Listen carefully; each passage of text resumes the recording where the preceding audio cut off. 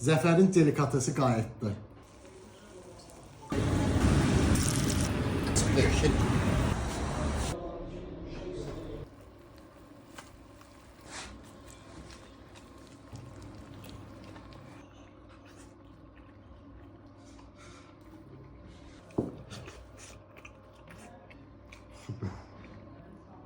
Buranın dolması tamam başqa olur da.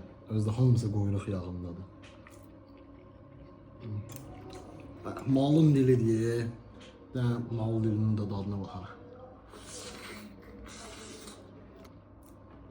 Söz yoxdur. Əla. Yeməmsin qaz ətini, nə biləsən ləzzətini. Həm qazdır, həm də pambıqdır. Çox dadlıdır. Bu da hinduşka. Özünüz başa düşdünüz. El arasında saç uzadan deyirlər. Görək saçımızı uzadacaq.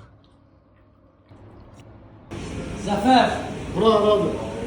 Delikates.